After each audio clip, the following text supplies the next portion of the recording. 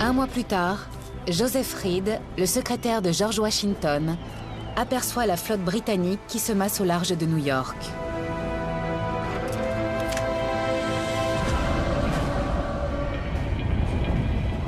Chacun de ces bateaux transporte des centaines de soldats. Ils sont équipés de 64 canons très lourds, pouvant atteindre une cible à 2 km de distance.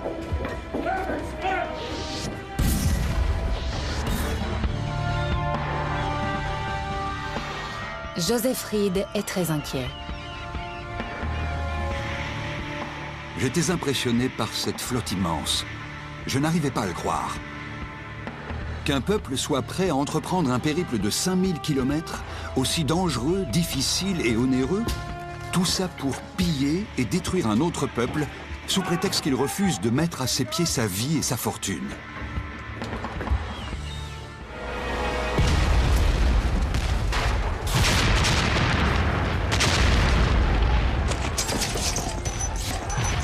Septembre 1776.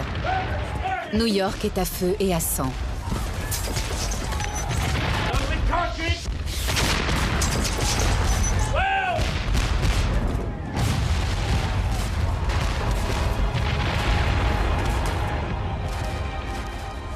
En une heure, 2500 coups de canon tirés par les Britanniques brisent la ligne de défense des rebelles.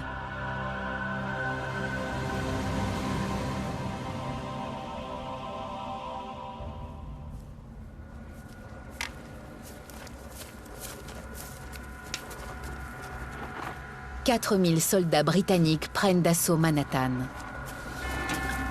Un soldat des tuniques rouges a en moyenne 6 fois plus d'expérience qu'un partisan rebelle.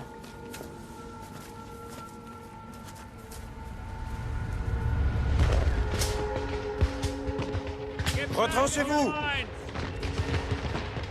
L'armée de Washington, battue, bat en retraite. Gardez vos positions!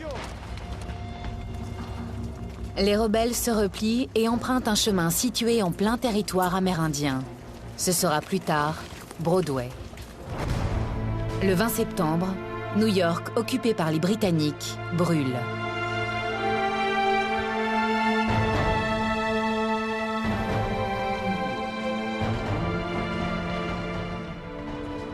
Personne ne sait qui a déclenché le feu, mais en 2 jours, tout un quartier de la ville part en fumée.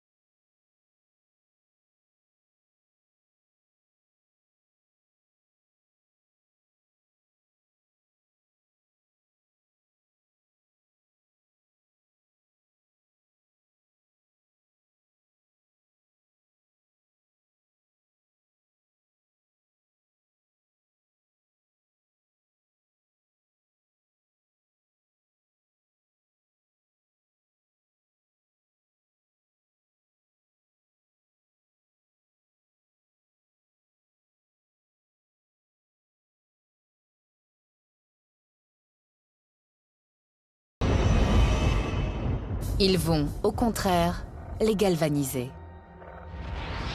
Le 2 juillet, les rebelles réunissent une cellule de crise à Philadelphie. 50 délégués, représentant les 13 colonies, tiennent une session extraordinaire au sein de leur récent congrès continental. Parmi eux, il y a les radicaux Benjamin Franklin, Thomas Jefferson et John Adams. Ils débattent d'un sujet considéré comme de la haute trahison et passible de mort, l'indépendance totale vis-à-vis de la Grande-Bretagne. Nous sommes au cœur d'une grande révolution dans l'histoire de l'humanité. C'est la naissance de la démocratie américaine. Et pour y parvenir, nous devons être prêts à voir couler le sang à flot. Certains délégués pensent que les rebelles n'ont aucune chance de l'emporter. Nous allons affronter une tempête à bord d'un frêle esquif en papier.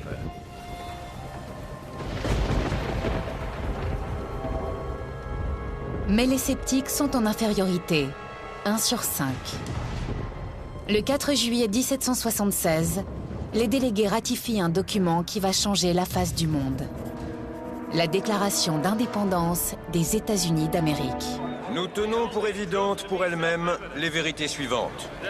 Tous les hommes sont créés égaux. Ils sont doués par le Créateur de certains droits inaliénables. Vous vous rendez compte? Dire à cette époque que les droits de l'homme ne sont ni le fait du roi, ni celui du Parlement, mais qu'ils viennent de Dieu, et qu'ils ne peuvent être ôtés par personne car ils sont inaliénables. Parmi ces droits se trouve la vie, la liberté et la recherche du bonheur.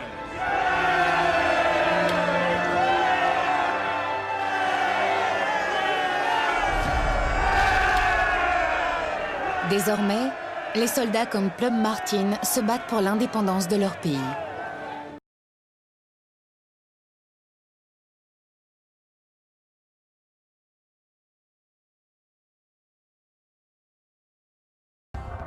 New York, porte d'entrée en Amérique du Nord.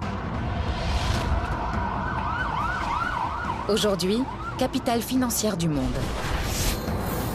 Avec une population de 8 millions de personnes.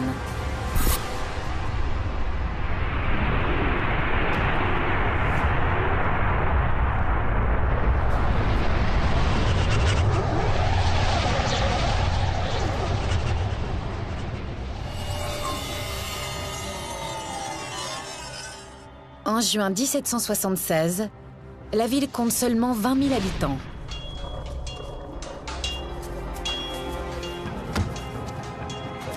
Et se prépare à lutter contre les envahisseurs anglais.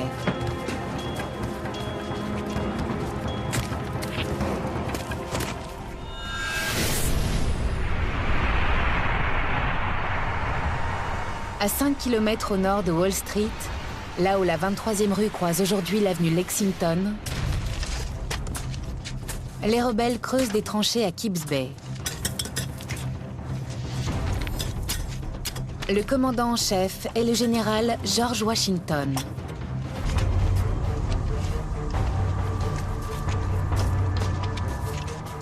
Le temps est venu pour notre armée de défendre notre pays outragé, avec honneur et jusqu'à la victoire.